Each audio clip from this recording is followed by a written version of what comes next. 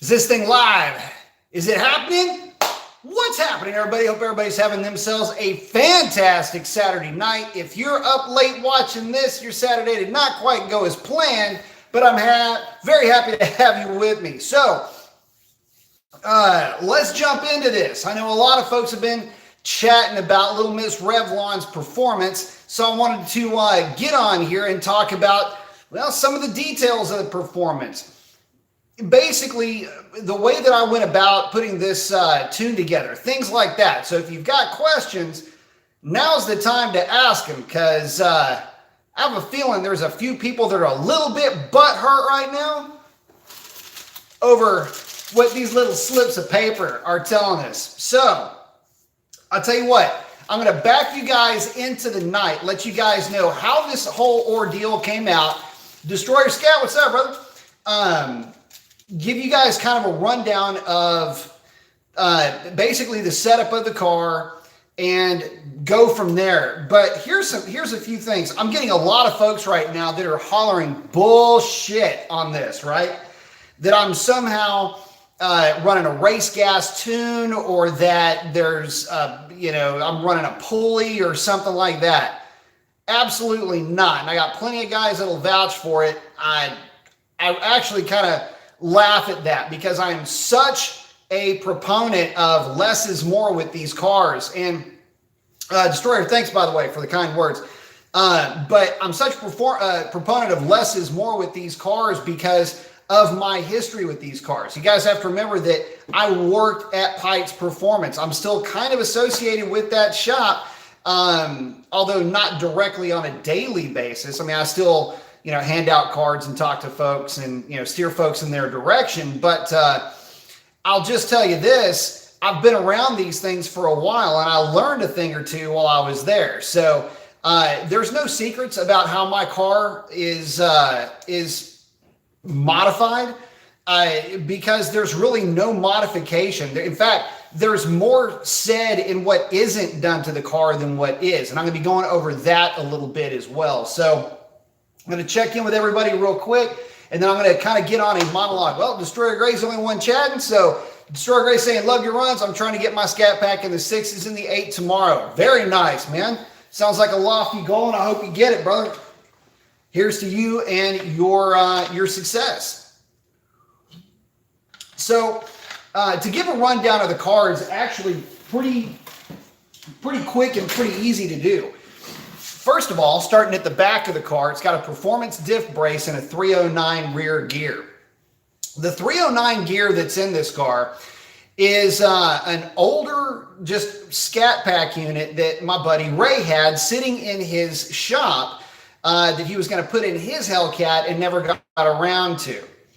That's right. It's a second-hand part of it. And he had bought it used too, by the way. So it's a second-hand part of a second-hand part that only had about 1,000 miles on it, and that sat in a warehouse for basically 2.5 years. So anyway, that's where the rear end came from. The drive shaft, Lucas Kirkpatrick, multiple Mopars, my man, hooked me up with that. That is a red-eye drive shaft, stock red-eye drive shaft. From there, let's talk about the tires. Dark Star, so it's got 305, 45, 17s in the rear, and the Mickey Thompson 28x6 on the Dark Star front. Nothing crazy there, and as you can see, it still has the stock brakes. Those big, heavy brakes, right? Anyway, let's see. After that, there's nothing underneath the hood save for a set of idler pulleys that are there more for bling than anything else, because, and I don't have them sitting over here, my stock idlers were rusty looking. They look like crap. So I just wanted to bling it up a little bit. But aside from that, there's literally nothing else underneath the hood of that car. In fact, I'm still rocking, as you can see, the stock air box, and in that stock air box is a stock Hellcat air filter, which I've got, that green filter, by the way, I don't know if you can see it, just peeking up over the fender over there.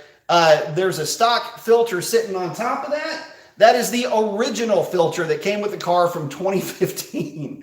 So yeah, the green filter is not only not in the car, I didn't even bother messing with it with testing because at the drag strip, because street testing had already proven that it wasn't going to go any quicker and airflow was not any better. So that wraps it up as far as hard part modifications. No intake, no catalytic. I'm still running factory catalytic converters and running the car on 93 octane. And the funny thing about this is, you know, folks have said, well, it's a race gas tune or something like that. No, it's not. In fact, it's about as far from that. So let's talk about that tune here for just a minute, because that's, I think, where some people are getting hung up. The tune in the car primarily is a transmission tune more than anything else. And the engine tune, there are some aspects to the engine tune that you have to change in order to make the changes in the transmission tune work. You do have to kind of make some of them marry together a little bit. These are RPM, rev limits, things like that. But I actually went in and added a little bit of fuel to the areas where I was revving the engine higher than stock and flattened out a timing curve at the very end of the table, which oddly enough is the only place that there's any timing or spark modifiers that have been messed with. Tip-in is still stock. All of the base tables are stock. The watt tables are stock, except for anything over 6,200 RPM. I want to repeat that because it sounds like it might be vaguely important to this discussion.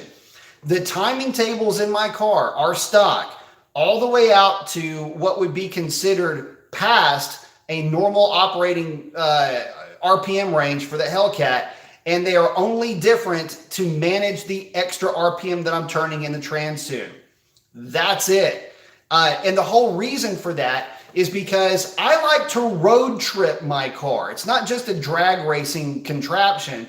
I like going on road trips, which means I'm using everybody's 93 octane. It's not just Shell or Exxon or whatever. I'm using Buc-ee's. I'm using Jack's Corner gas station and liquor emporium. I'm getting his 93 octane also.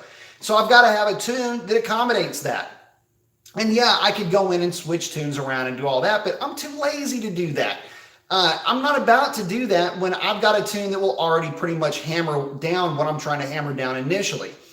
So aside from that, is there anything else? Oh yeah, Archangel battery, and which I always seem to forget, even though I did kind of a lengthy test on that thing. And it's got a red eye rear seat delete in it.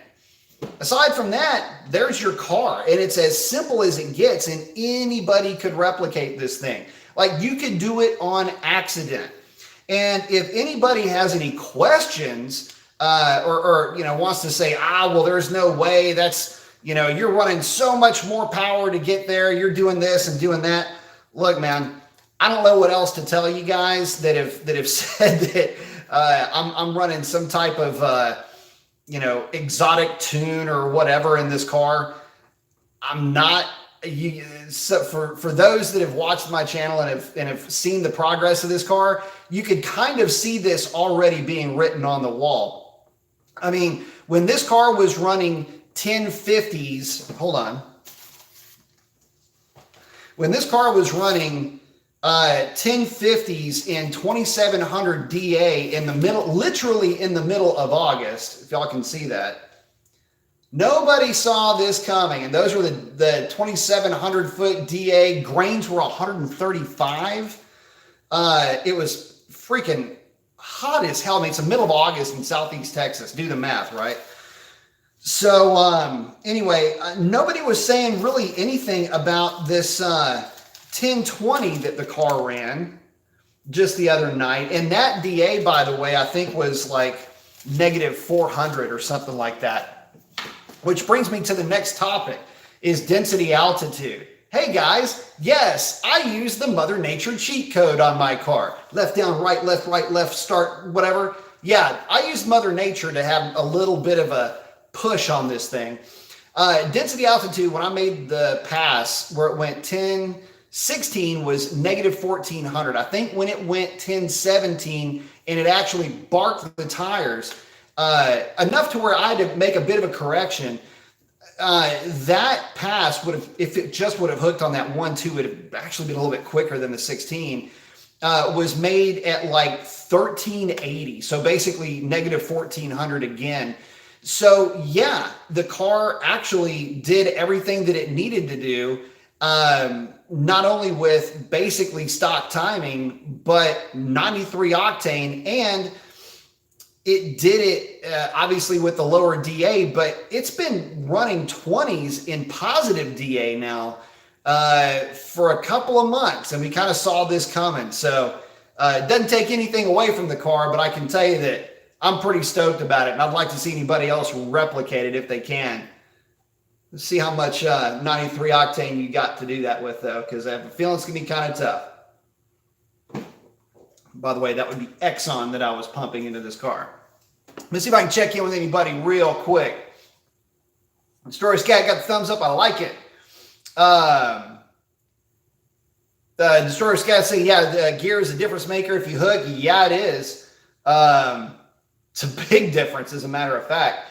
Symphonic saying, any tips on buying a used car out of state? My area has very few Corvettes for sale, so to find what I'm probably going to have to shop out of state. Any tip, things to look out for? First of all, if it looks too good to be true, it is. Secondly, check your state's tax laws as far as how much you're going to have to pay in tax for an outside the state car. Also, make sure that you're getting a car with all of its emissions equipment on the car. Some states will have emissions testing above and beyond normal testing for cars that are imported or registered in another state, or let me rephrase that are being registered in the state that you live in from another state. So just things to look out for on that. Don't mess with anything modded. If you're going to mod it, buy it stock and mod it on your own. Ken's asking, Brian, how come you don't use a catch can? I just don't. When I did some testing with catch cans, I found that on a stock boost car, there wasn't a whole lot of oil to catch, frankly. It was a small amount, and it never really amounted to anything, not to mention the fact that catch cans are kind of a red herring in a way, because you're taking an aerosol, basically, of this oil and or moisture, what have you. You're heating it up, and it's atomized in aerosol through your PCV system. When you introduce a nucleation site, such as the wire mesh in a catch can, what that is it creates a nucleation site. The oil, water mixture, whatever is in that thing will collect on that and fall into the can, presumably allowing a cleaner, but not clean, mind you, flow into your intake manifold or supercharger, what have you. There's two things to look out for. Number one, the fact that there's a nucleation site doesn't mean that you're getting everything out of that stream. And I would say you're getting maybe 20% of what's going through there actually hitting a collection site, coming out of suspension, falling into the can, and running the rest of it through the engine. Because I've seen cars with catch cans still have dirty intake manifolds. The other thing is there's not really one that's, in my opinion, good enough to put on the car that's going to make a big enough difference for what I'm doing with the car. I don't think that there's anything wrong with catch cans. In fact, I've kind of got plans to put them on the car at some point. But on a Hellcat, I think you need to have a dual catch can setup. Now, on a 6.4, I would say, yeah, go ahead and put a catch can. In fact, I still have my catch can from the 6.4. And I highly recommend those. In fact, I can just tell you this, every manifold I've ever ported, I kind of would have wished they had some level of catch can going through there. Because at that point, the intake manifold then becomes the nucleation site. So this aerosol basically hits the walls of the intake manifold and smears out, and then all this oil puddles in the plenum. So but I've seen that with cars with catch cans still had oil-soaked intake manifolds. So go figure. But that's why I just haven't graduated to that yet. A little bit of laziness, I guess you could say, on my part too. But I got to tell you that car doesn't suffer from not having the catch cans. Destroyer 1320 saying Arizona only has 91, so don't travel too far. I hear that. Toxics Elcat, who's tuning it? If you're talking about who's tuning my car, that would be me. I'm the one tuning it. Sam Grable saying, Yo, B Mason, what's up, Sam? Destroyer 1320, any tips on racing in bad DA? I hit 1200 on the best day. Yes. If you're talking about low temperature but still high DA, I mean, the same tips apply, I guess you could say. Tire pressure, make sure that you're not going too low with tire pressure. That's where a lot of guys can go wrong. Make sure you're running the right size tire for the rim that you're working with. It's another area where guys go wrong. But for the most part, run the best quality fuel that you can. Hope for some good track prep, man. I mean, there's really nothing you do differently in high DA, aside from just verifying fuel quality. That's it. So, but 1200 is not too bad. But you start getting above that 2,000, 2,500, definitely going to start seeing some degradation in your performance. Sam saying 97 octane pump gas. I need some of that. Where do you find that? Score Scat saying best DA he's ever running is 950. That is freaking bummer right there. Sam Grove saying Florida doesn't. John G saying great job. Got 2 thumbs up, the arm flex. I like it. DSRT's asking, would it be worth running race gas on a pulley and tuned Hellcat without retune for race gas? Yes, it would. Look, if you're running currently, if you've got a Hellcat, and I'm mainly saying this because it's the winter time. This is when your DA is the absolute best. It means the car's going to be making more power, more boost actually. Here's the thing. Running a little bit of race gas is fine. I don't suggest running a ton of race gas, though. Where guys get it wrong is that they'll go to their local Sunoco, get a few pails of GT 260 Plus and start running that in their car. It's not necessarily the best way to go about it. Some cars just don't do that well on race gas. Revlon doesn't really seem to be bothered by race gas up until about a 50-50 mix. Likes 260 GT, cannot stand 260 GT Plus. So I know that's kind of weird, but that's just how the car does. In fact, my car has gotten significantly slower on GT 260 GT Plus. Sorry, GT 260 Plus. Anyway, it's fine, but just use it in small amounts. Use it just to verify fuel quality during the wintertime. Use it to, I would say use it on a 1-to-6 ratio to, I guess you could say, freshen up the winter blend fuel that you're working with. And then go from there. So it's not going to hurt anything. If you overdo it, it can hurt performance, or at least that's been my experience with stock boost cars. Destroyer 1320 saying, great catch can info, folks. Just grab one for your 6.4. Yes, definitely grab one for your 6.4. Those cars are dirty on the PCV side.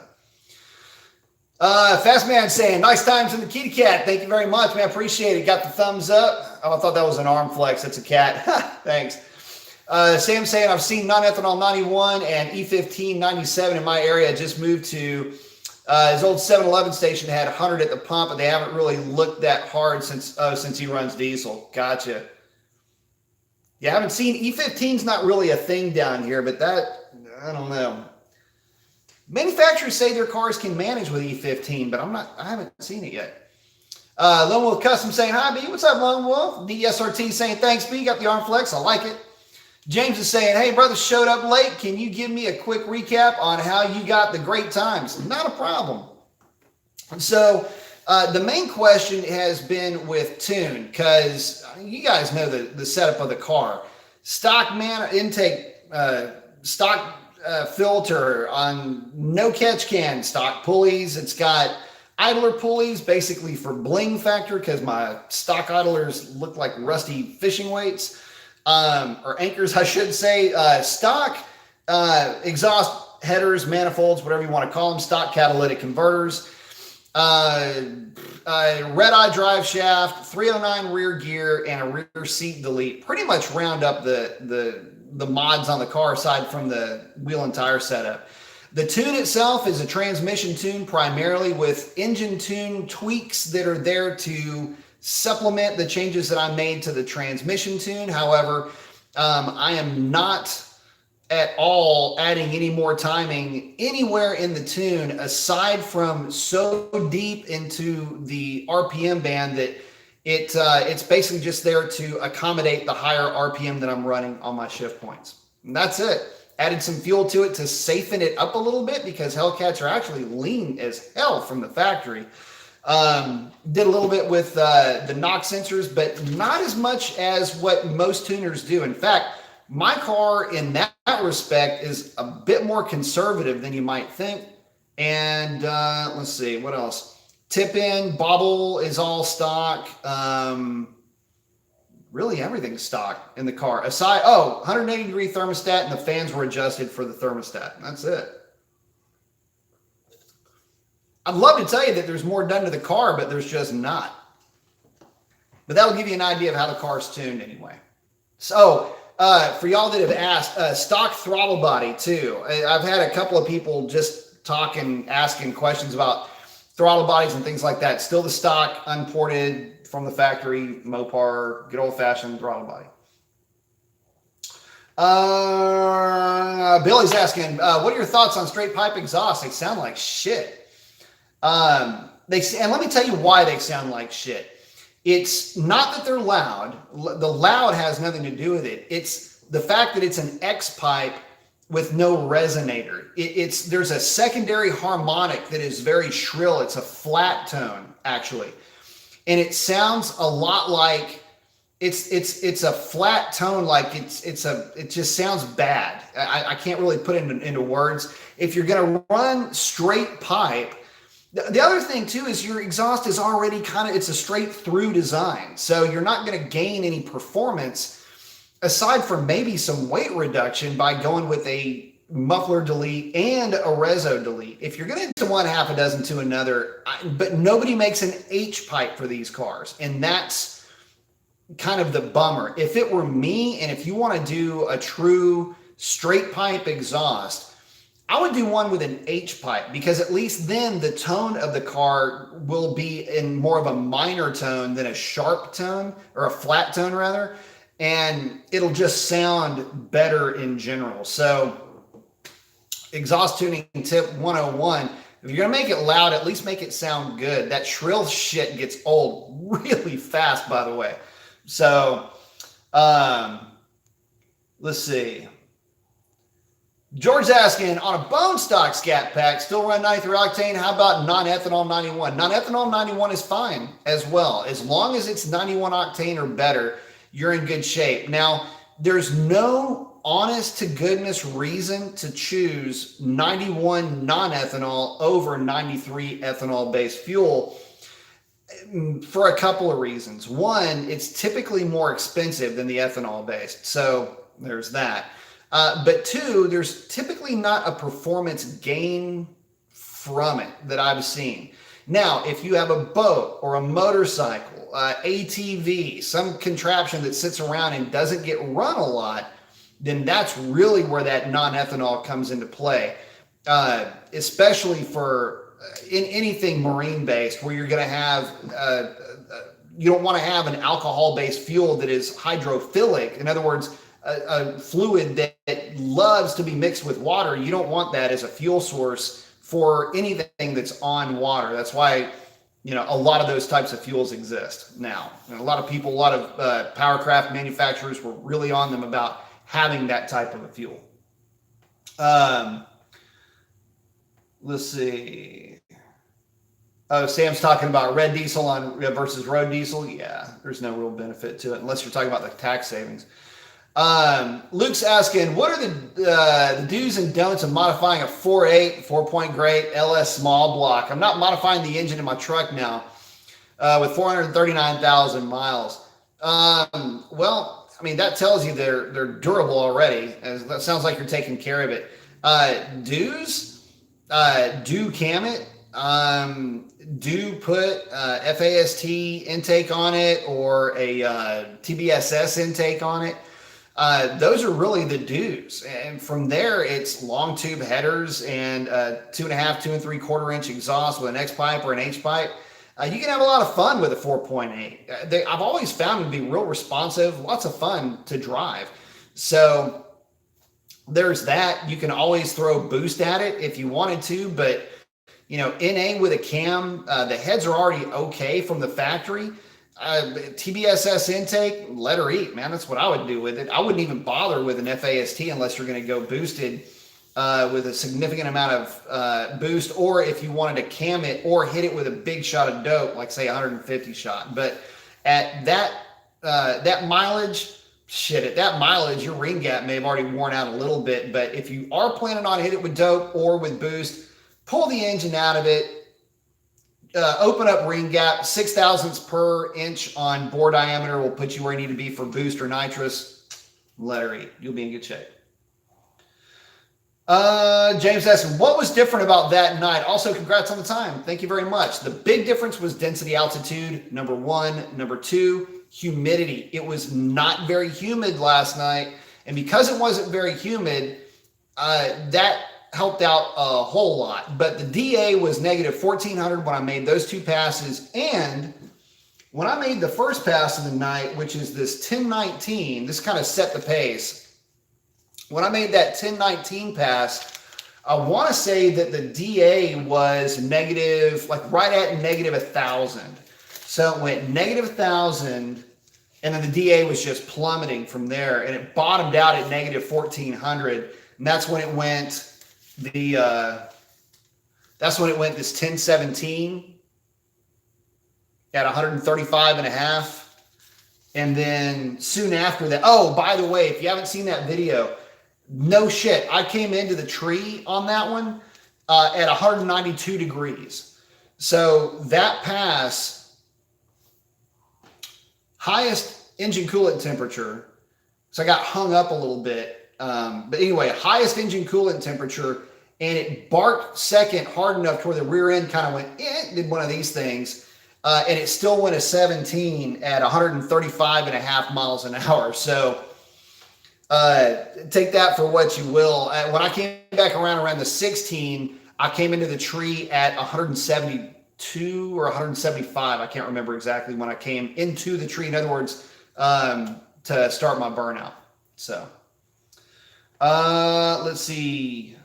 John G's asking, are you going to the MSHS race in NOLA in a few weeks? Probably not. My travel schedule will not allow for that. Sam Gray will say, basically run an H-pipe. Absolutely. Donald Powers, 1016 is just too cool. Oh, wait, that was the temperature, right? Actually, it was nice and chilly. But the thing is that it was like 48. No, it was on the boards, it was showing 50. I think my car, I might have shown 48 or 49 degrees.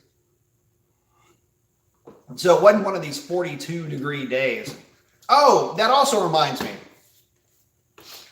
So track prep was a big key thing in this. My car never had any issues with traction on the launch, but other cars did. One of the guys one of my good friends, Chris, his car couldn't hook all night. I know we had some of the truck guys that weren't able to hook. A little bit of everybody was having problems hooking, but little Miss Nasty back here was just digging her heels in, lifting up her dress and high kneeing it straight down that quarter mile.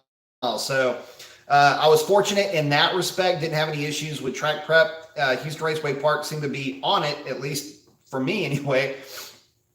So there's that to consider. But like I say, track prep was really good. I had probably, well, for sure, the best 60 foots I've ever had, coming in at 1471 on that 1017 pass. 1473 on the 1063 pass and a 1475 on the 1019 pass. So yeah, I would say she was definitely hoofing it. Oh, and to give you guys an idea of how close the 16 and 17 were, as you may imagine, the 8th mile on the 1016 was a 6.511 compared to a 6.512 on that 1017 pass. So they were just right there on top of each other. 108.14 miles an hour compared to 108.36. She went 108 miles an hour plus in the 8th mile all night, by the way, guys, and ran 650s, it looks like. Yeah, 650, 6.511, 6.512, and a 6.526. There's your kind of full tail of the tape there. Sam, glass packs in place of Rezos and a muffler. You can do that. Cephalic saying, C8s, I believe they are showing up in customers' hands. Think that they'll run the 11.2 stock numbers GM claims. Man, so far they seem to be running pretty good, at least if you believe all the journos that are floating around the internet. So yeah, sure, why not? I would expect them to run pretty good, but I have not seen one personally. Shanice in the house saying, what did you do to launch your car harder? Higher RPM on the brake, quicker gas pedal, great 60 foot and crazy mile per hour. Congratulations. Thank you very much. Actually, I stalled it up a little bit higher on that 1016 pass. I was probably stalled up to about 1750-ish. Typically, I'll hit it at about 1500, but I was pushing it pretty hard on that 1016 pass. On the 1017, it was stalled up to about 1500, and on the 1018, it was stalled up to about, I would say probably about 16 or 1700 on that pass also. So mainly just brought it up a little bit harder on the converter, but not by all that much. Lowell Customs is in saying, where do you think you can improve from now? I don't know. I can start eating more salad, more cardio. That's the main thing at this point. Man, it's a great question, and I don't know really how to answer it. I can tell you what I won't be doing. How about that? Let's start with some known factors and then kind of graduate from there. So I'm not really going to be able to take any more weight out of the car. I'm just not really interested in removing the sway bar. I'm not interested in doing bumper supports or anything like that. I'm not interested in doing anything in terms of pulleys or anything like that to the car. That's just not going to happen. I'm having too much fun with the car the way that it sits now, and the tune is extremely safe because it's basically stock. If nothing else, it's safer than stock because it's more or less stock timing with more fuel added to it. So there's just really nothing else to do to the car. Aside from, what else would there be? I could put together a race gas tune for it, tune it on something like MS 109, GT 260 plus, something like that. But I don't really know how much better I can get out of it. I might be able to tickle nines if I did that, but it would take another night like I had. And realistically, I don't know if we would get there. I think 10.0s would not be out of the question. I think I could probably pick up about a tenth and change with a race gas tune, but we're talking less than a blink of an eye here that I'm trying to pick up. I could probably get there with race gas, but I think that takes away from the mission statement of the car, which was to run it on 93 octane. And I don't see a line of folks telling me that they've gone any quicker than I have on 93 octane, and especially on stock timing values like I have. So in fact, this car has run 1020s with flat stock timing on several occasions. So, it just kind of falls into that realm of, what would you be more impressed with? A 10.0 car with or a 999 in a car with a race gas tune in ridiculously good air, or a car that just showed up with 93 octane in the tank and bailed down the track to just about a 9-second pass. I don't know. It's tough to call. But here's the cool part about the conversation. I don't have to do anything to the car at this point to have fun with it. And for the car to be competitive, and for the car to be consistent, and for the car to do what I kind of set out to do with it, was to run a 10 teen with a car on 93 octane with stock boost. I just needed the DA to do it. And it's that part of the cheat code that I know a ton of people are going to start hollering bullshit on. You had the DA, but if you didn't have the DA, what would it run? Well, I've got a whole grip of time slips. It just so happens. And I can tell you what it would run, and basically whatever DA it's going to be running. And more or less up to about 1,000 feet, this car will still run a 1020 with 93 octane,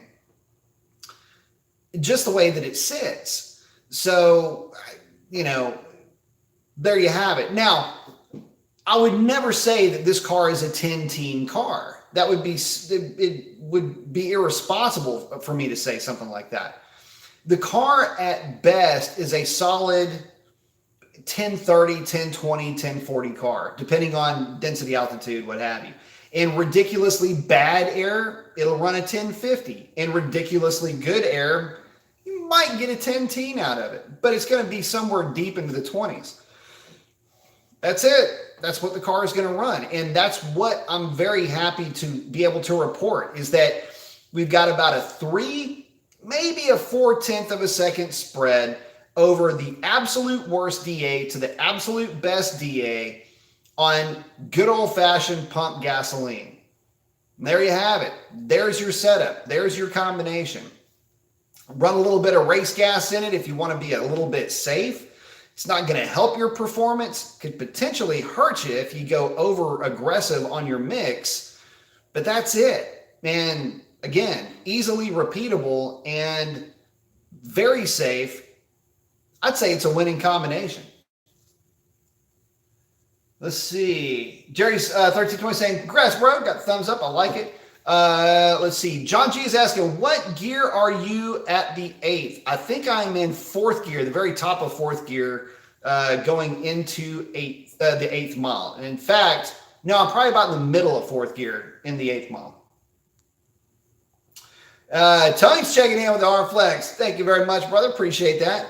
But as far as what the car has left in it, if I think I could get better out of it, it would take better conditions for me to get anything better out of the car. But here's one thing I want to say that I'm actually kind of proud of. Passenger seat. I can't really see it. Passenger seat still in the car. I was running basically the interior, the way that I drive it around. Passenger seat was in the car. I take the stuff out of the trunk just because I carry stuff to the track in the trunk. So there's that. But that's it. I mean, it's still a car. I mean, you can get into the thing and take a passenger and drive wherever you want to go. But it's not a gutted interior. And that's another thing that I wanted to talk about, was just how much of the car is left of the car. When we've talked about the Demon, for example, or the Red Eye record, that was another one that had come up, which I believe is a 1018 at some mile an hour. I'm not sure. But I don't think it's a 1017. Certainly I don't think it's a 1016.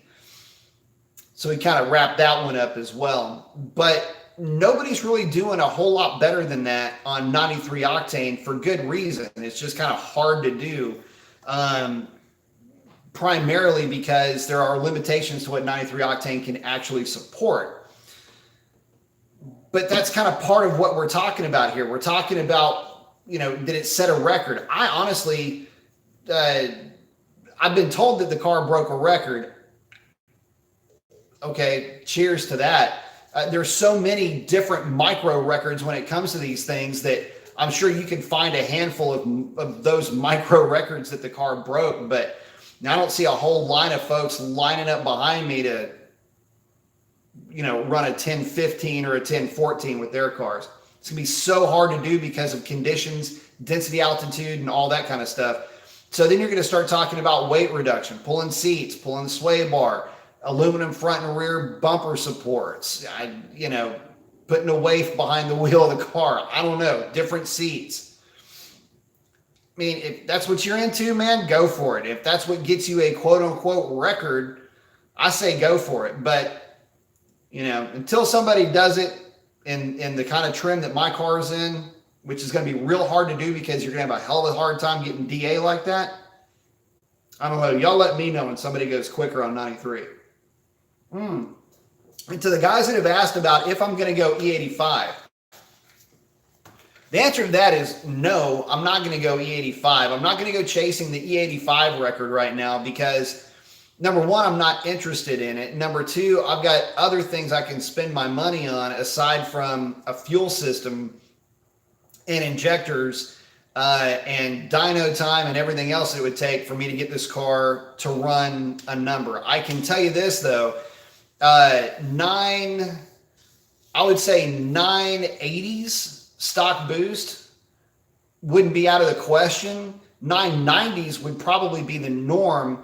And I could probably put something together for 970s if I really wanted to squeeze it on E85. I just don't see the benefit in it, though, because I don't feel like switching back and forth. It's just not my cup of tea. But I know that there's guys that have gone set to straight up kill at that point. So for those of you guys on E85, you're safe. I'm not trying to mess with you. If you're on 93 octane, watch your ass. Shanice checking in. Thank you very much, man. I appreciate that. Contribution to the cause. I like it, man. I appreciate that.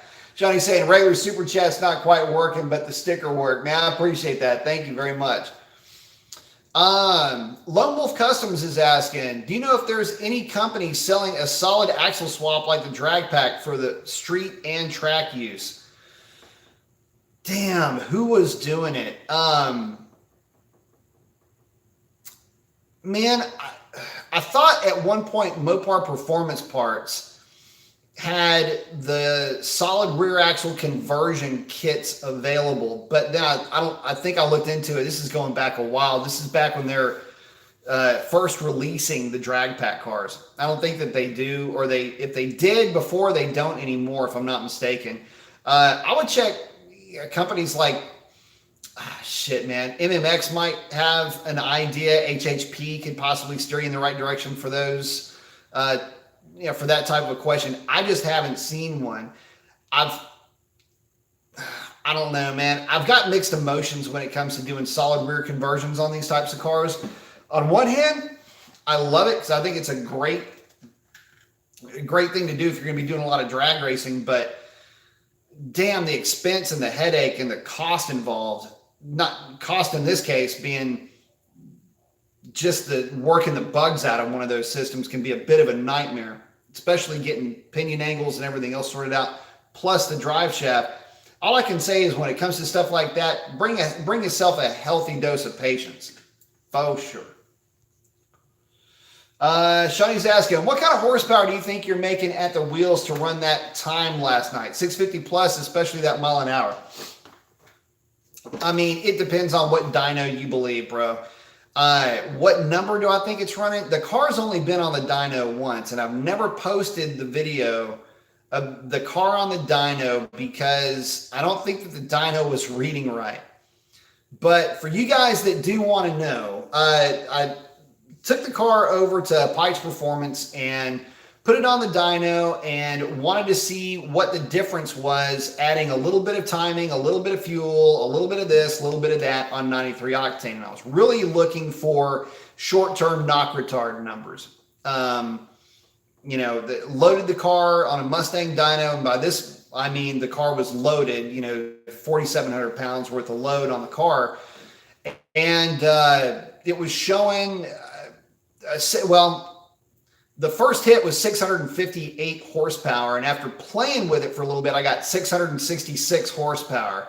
It did actually green screen 666, so that tells you anything about what she made. So yeah, right now she's right at 666 horsepower to the rear wheels. Fine, I'll take it. That's a fairly significant amount more than what some of the Hellcats I've seen on that dyno will make. But whatever the case is, that's what she made. So there's your number. She made 666. And since he asked, I'll probably go ahead and post that video, because after a couple of pulls of getting close, I started toying around with it to force the number to come up. In other words, I started making sure that I got that number where it was. But the funny thing about it is that I did it by adding fuel and actually letting the car cool off a little bit. I didn't, it was real, like cheating the car down as much as we could to get that number. But made a couple of passes, got close, and then I fired the car up with no letting it cool off, no doing anything. Made the hit at 178 degrees, 175 degrees, and it pulled the number on the board. So anyway, that's the story with that. I'll probably go ahead and just post that video. But yeah, it made 666 on the Mustang Dyno. Let's see. Quick Brix checking in. Thank you very much. Saying congratulations again. Thank you, sir. Appreciate it.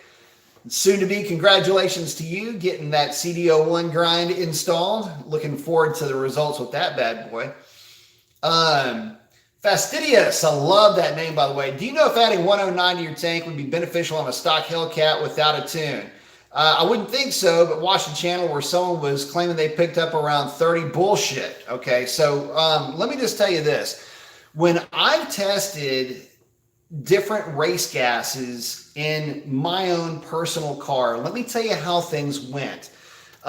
First of all, I didn't have it on a dynamometer. I used a real dyno, which is called a drag strip. Not to get all like snooty about it, but it's just kind of funny. I use mine at the drag strip. Mine drag strip is my dyno. Well, actually, technically, that's kind of where my dyno is. It's at the drag strip because it's more convenient for me to take it to the drag strip. Anyway, so going heavy on going a richer mixture. What I mean by that is running more race gas than pump gas. So over a 50-50 mix of 109 or Sunoco 260 GT Plus, the car got slower. When I ran any mixture that was, this is with 260 GT Plus, by the way, not that far removed from MS 109 in terms of volatility, flame front, propagation, performance in general. They're real similar fuels. With MS-109 having a slightly higher oxygen content, but the oxygen content's really more from ethanol because they're both higher ethanol fuels. I think MS-109 might be a 15%. 260 GT Plus is a 13%. Memory correct. Correct me if I'm wrong, if memory serves me correctly. So with really anything more than about a gallon to 5 gallon mix, there was really no benefit to that. And the gallon to a 5 gallon mix basically would ensure fuel quality, if that makes any sense. So this time of year, it might be a good idea to run a little bit of race gas in your car if you're beating the hell out of it. Other guys will use butane, which a lot of folks swear by. Yeah, that's cool. And you're only doing it to, again, ensure fuel quality and ensure octane rating. But if you are adding octane without adding timing, you're not going to get any real benefit at all. And in fact, if you're running more, this is where it gets kind of funny with my car. I am adding fuel and really not adding any timing, except to, again, accommodate my transmission tune at the way far end of the RPM range. The funny thing is that with my car, there have been instances where the car has slow down with even a 30% mix of 260 GT. So 260 GT is basic 100 octane fuel. It's an E10, and it's what my car seemed to like when it was bone stock. I mean, it were bone stock transmission tune, lock PCM, the whole bit. It just seemed to like 260 GT. When I put 260 GT Plus in the car, I lost a tenth, a little bit over a tenth. Actually, it dropped about almost a tenth and a half, and a full mile an hour in DAs that were comparable. So in a bone stock car, significant loss in performance with very, very, like almost 100% or 100% of that race gas in the tank. The less race gas I had, the car would actually pick up with no real difference on short-term knock retard if it was real. On no real difference in short-term knock retard mitigation on any mix that was more than really a gallon for every 5 gallons of 93 octane. So there you go. Hopefully that data helps you. Shani is saying, I think adding fuel on top in with that dense air last night really helped your mile an hour. It may have, as a matter of fact. Added a little bit of fuel because I'm a little bit concerned about the air density. Hello, will say double car for the win. Hell yeah. Jeffrey Bender's saying, I'm thinking it would with the air filter out and great low DA. Here's the funny thing. When I've tested my car with the air filter out versus the air filter in, the KPA is identical. There's no gain in KPA by me pulling my air filter out. So, I mean, the data doesn't lie, and it didn't help. That's the thing. So, stock filter, it works great. And there was a part of me that wanted to run it with no filter last night, but I mean, I just know from data logging the car that when KPA peaks at say 185 with the filter in, or no, I'm sorry, 182 with the filter in it and 182 with the filter out of it, there's just not going to be a whole lot of gain to glean from there. Let's see. Jeffrey's saying comment for fastidious. Like that name. John G's saying that 0.4 to 0.5 difference due to DA is very accurate. I ran 10.9 to 11.0 and high DA 2500 and 1060 and negative DA full weight with rear drag radials. Very nice. Yeah, and that's you know kind of how the car is going. And the funny thing though is that nobody has said, or nobody, like I was saying earlier, nobody was going, that car is going too fast when it was, 2,700 feet and the car went 1050. And I went, this car's got no business running 1050s in this heat. And then, as we watched the DA drop, it was just this steady progression of the car getting faster and faster and faster. And again, that's everything to do with the density altitude. So for those that think that I'm doing more with this thing, happy to burst your bubble if that's the case, but I'm not. Let's see. Shawnee's saying, my car with a lower made 730 raw Mustang Dyno horsepower, negative DA with stock air filter. Yeah, it did. The car's running good too, by the way. It's a 10.0 car.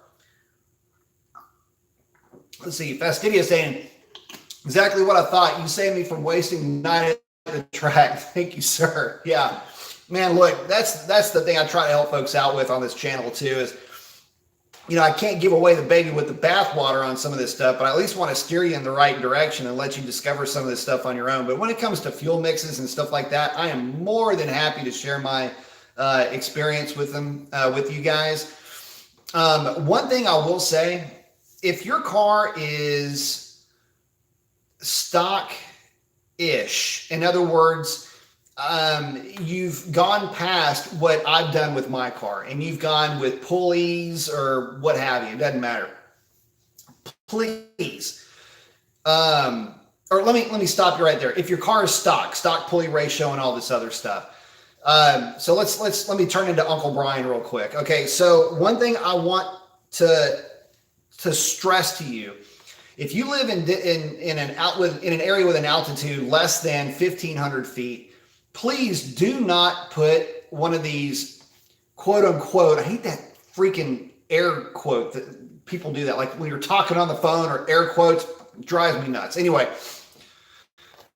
use your words. But sorry, if you're going to use one of these no-tune pulleys, right? You know what I'm talking about, guys. And you live below that DA, or I'm sorry, that actual elevation level, please get the car tuned. I got hit with that question twice last night, one on the 317 and the other one on the incognito pulley. There is no such thing as a pulley, especially down here at this altitude.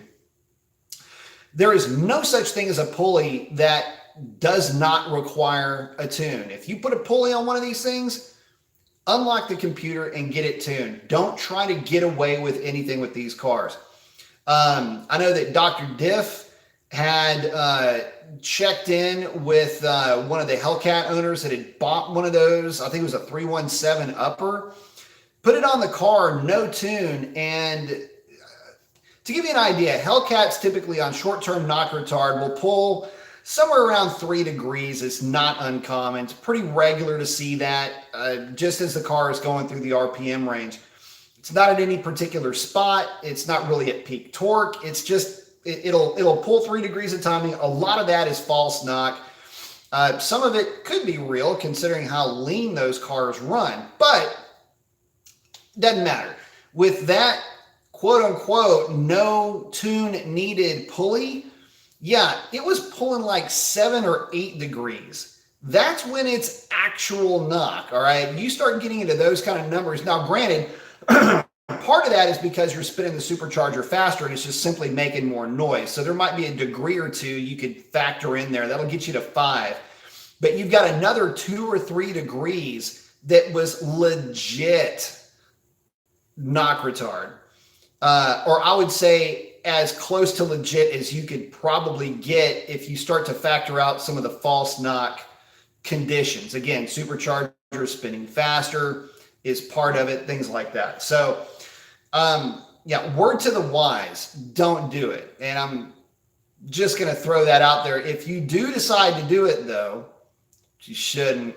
But if you do decide to do that, you're running that thing on a lot of butane or on race gas at that point, because yeah, you're going to need all the help you can get at lower altitudes to keep you from hurting it. Just word to the wise, guys. Shanice saying, how geeked up are you about your car right now? Or are you mentally clinical about the achievements? I'm stoked as shit, man. I'm excited. If that reaction to both of the 1017 and the 1016 passes was very genuine. I mean, that's me freaking out. The one, unfortunately, that you didn't get a chance to see and the most animated was the 1019 pass. To remind you guys, the 1019 pass was the first time it went a teen. It was the first pass of the night. And yeah, she went a teen. In fact, the car didn't run 20s all night.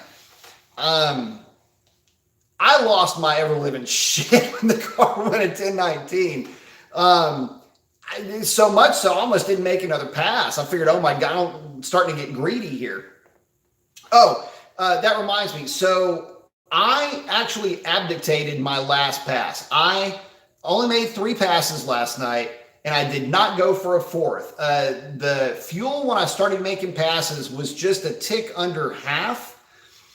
And by the time the night was done, I was just a tick over a quarter, and I did not want to make another pass because my car would fuel yip if I were to made that 4th pass. And I didn't want to take that chance of getting into a fuel starvation scenario with the DA being that low and the car just making that much cylinder pressure. I did not want to fool around with that. So Let the fourth pass slide, drove the car home, got some Fritos and bean dip, and celebrated at the house because I was not wanting to go through what I had gone through before with this car where it would fuel yip because the fuel just sloshes to the back of the tank, exposes the pickup, sucks all the fuel out of the sock, and then you're screwed because your duty cycle goes from about 90% to it'll actually open it up to like 114%,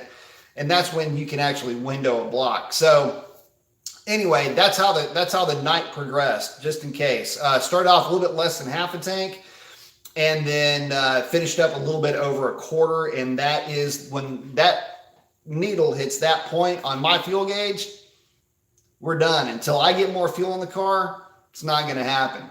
That's all there is to it. Let's see. Oh, Lone Wolf asking, it's so difficult, or saying it's so difficult today to judge a car that you're going to race against when everything's in the computer. Yeah, it is. Absolutely, it is. In fact, the thing is that there is so much in there, and that's what I'm priding myself on, is that strangely enough, there's not that much done to this tune, guys. I hate to, again, I'm happy to burst anybody's bubble about, he's running all this timing and he had to have been running race gas tune and he had to be doing this and he had to be doing that. Okay. Keep believing it. I mean, damn. I mean, if that belief turns into hate, man, I mean, spread it around. I'm cool with that because, I mean, y'all have watched the progression of this car for a long, long time, and I don't have anything to lie about. I'm too busy having fun telling the truth. So, see, F. Joe is saying, B. Mace, congrats on your awesome runs, man. Thank you very much. I appreciate that, brother. Let's see. Shanice saying, I would have loved to have been there that night. Maybe my car could have snuck a 999. Probably would have. Given the DA, the big part about that night last night, though, was the fact that the humidity was just non-existent. And that's something that we run into down here, is that there's no night that we run down here in Baytown where the humidity is typically less than 70%. At some point during the night. In fact, I'll go so far as to say this. I mean, once the sun hits the horizon, you've got probably an hour left before the track could potentially start to go away just due to condensation. So,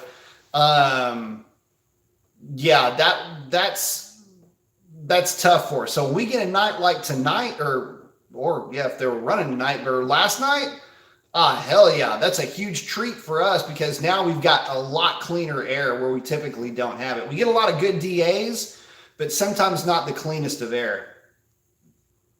Shawnee's saying, I saw your car do a fuel yip once and it sounded horrible. Never want to have that happen again. Yeah. So at the track rental that I had, this is funny too, because I wasn't really thinking about it. I thought the car had plenty of fuel in it. It was a little bit over a quarter of a tank. I made a couple of passes. The car was running, it ran, I think, a 1030 the first pass, and I thought it had spun on the 1-2 shift, and it didn't. Went back and data logged my second pass. Again, I'm looking at the fuel gauge. Everything should be cool. Apparently it wasn't, because I got back into the pits, pulled up my data logger, and I'm looking at everything, just going, what is the deal with this thing? I was actually looking at, this is funny, I was looking at the mile per hour on the car, and I was going, yeah, everything looks good, and I was kind of looking at that, and RPM expecting a spike somewhere, and, they were actually expecting kind of a flat spot from your point of view, instead of going up, down, and then up, down like that. I was looking for this kind of a flat spot. Didn't see it, but what I did see was my injector duty cycle going 86, 87, 88, 104, and I was like, oh, damn, I fuel yipped it. So, yeah, it's definitely not good. Threw about 3 or 4 gallons of fuel in it and called it good. Started running 1020s for the rest of the day after that. Let's see. Shani's asking, the grains were in the 30s, very rare for you guys. Were you saying, yeah, for sure? Well, that's part of it. I mean, grains are typically, well, during the summertime, they're 115, 125, 137, whatever it was in that day in August. We had, let me think about this, a day where the grains were in the 30s. I'll put it like this. If we have a day where the grains are in the 30s, we may have, or to count them rather, you might be looking at a dozen, maybe 2 dozen at the, no, not 2 dozen, maybe a dozen days during the course of the year where the grains are that low down here. Shani's asking, are you more excited about your 147 60 foot or your almost 136 mile an hour track speed? Both of those are super good. So both, I mean, that's like asking, you know, what your favorite flavor of ice cream is, man. I got a few of them that are really good. So, hang on a second. One of the things that I, one of the things that ended up really impressing me was a mile an hour of the car out the back door. This thing was screaming on the big end. The DA was helping the 60 foot. The car was making a ton of power down low.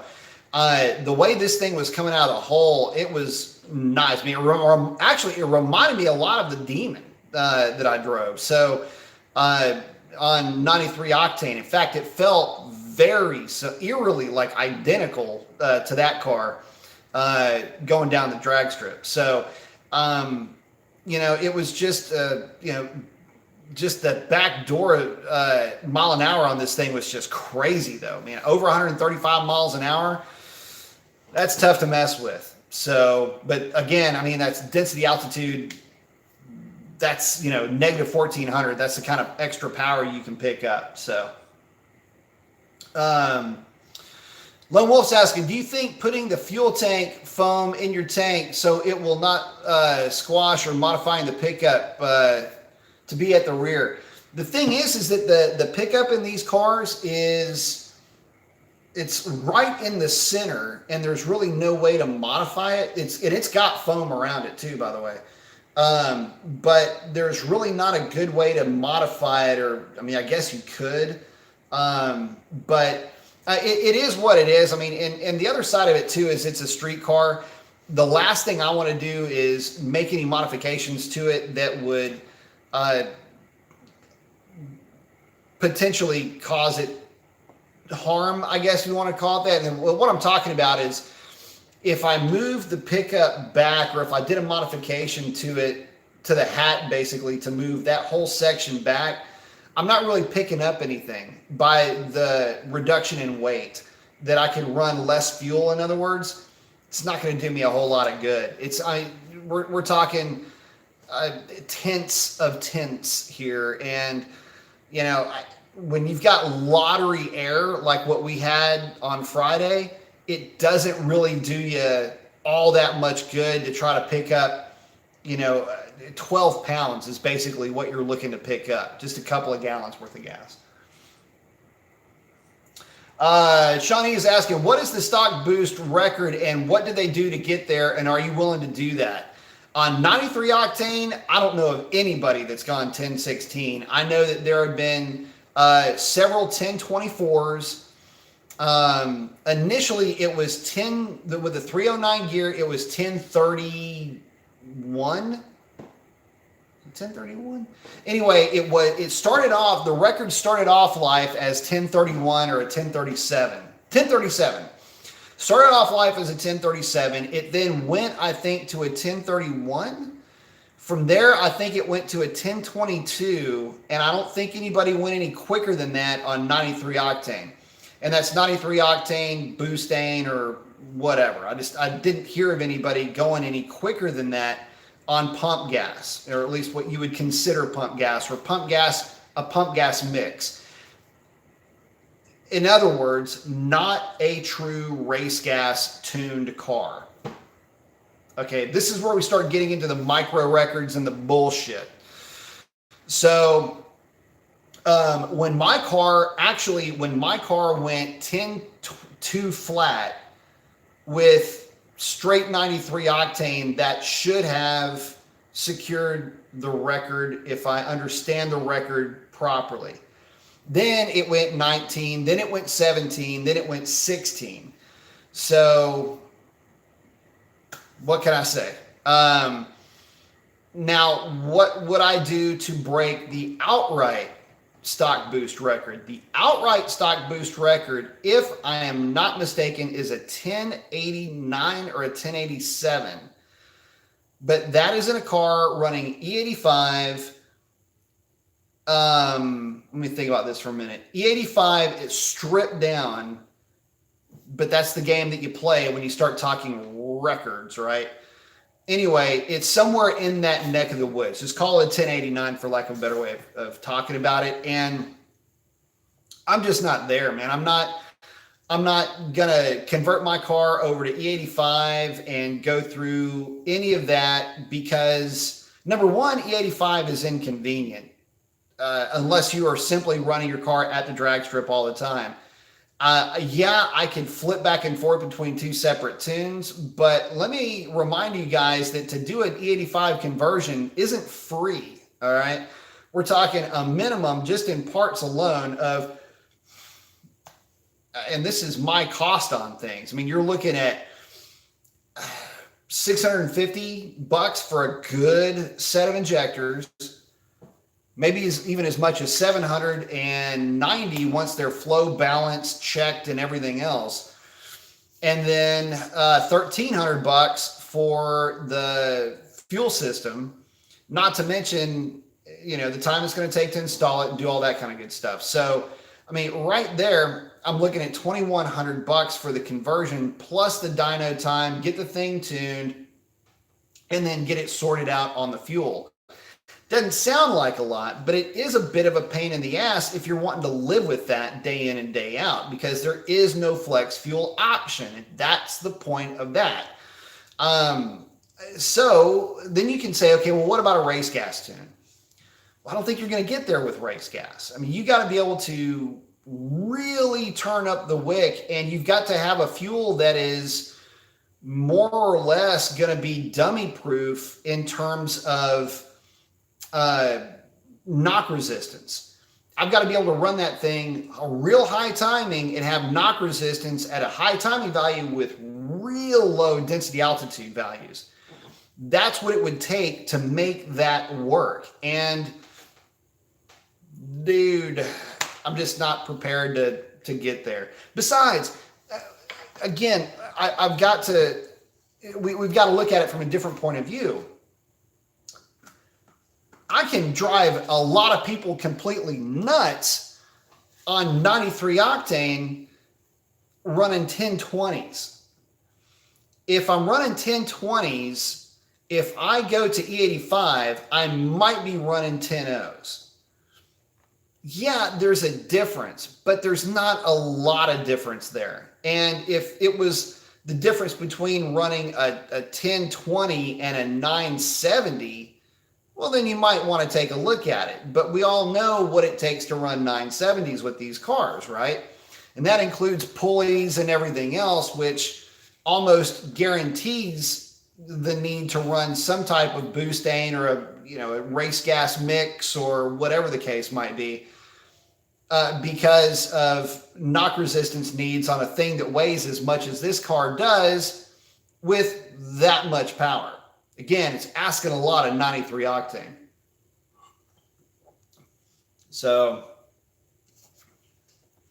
Lone Wolf is asking, what's the record for stock weight, stock tune? I'm glad you asked. Another fantastic question, because I can't really get a solid answer out of it because there's no solid answer to be gained. But I will walk you through the numbers. So, when my car was a 262 gear, uncracked PCM on a drag pack, I think my quickest time was a 1047.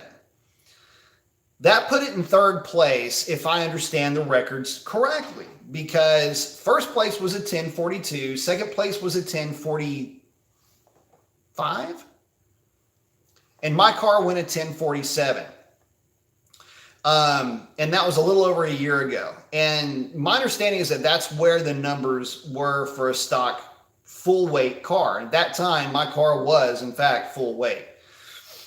But from there, things get a little bit foggy because then you get into, well, this guy had his passenger seat out. This guy was running a drag pack rear, but stock fronts. And then you get into, well, this guy was running, 20s all the way around. So, that number really should be the record. And this one should be stock weight, but on a drag pack. And then you just, by the time you get done trying to carve up what is and what isn't a record, you'll end up feeling like you're tipsy. I mean, it's just, what's the number, right? I mean, that's ends up being the point. So anyway, on a drag pack, my car went at 47. The other cars were on drag packs, so I can only, or at least a drag pack rear tire setup, if nothing else.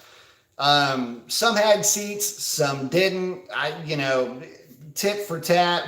I don't know, man. All I can tell you is that somewhere around a 10-4 with an X, whether it's a drag radial, drag pack front and rear, drag pack rear, doesn't really matter. There are plenty of guys, though, that have run 1060s, full weight, stock car on a drag radial. So if you want to go by what is the accepted fastest group of cars at full weight, like a legit full weight, 1060 something would be that number, with maybe a outlier running 1050s if the driver was, 140 pound guy.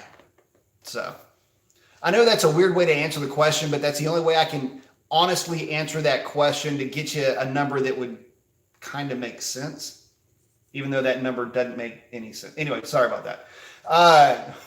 Horde is saying, nice run last night. Had a question on your Dark Star front runners. Yes.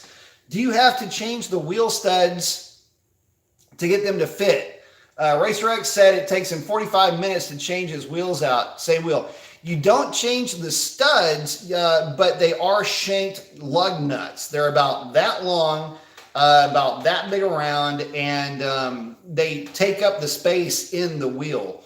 But the studs, no, you leave the studs alone. You do not need longer studs for those wheels. As you can see, I am running, well, as you cannot see, but I am running closed shanked lug nuts on mine.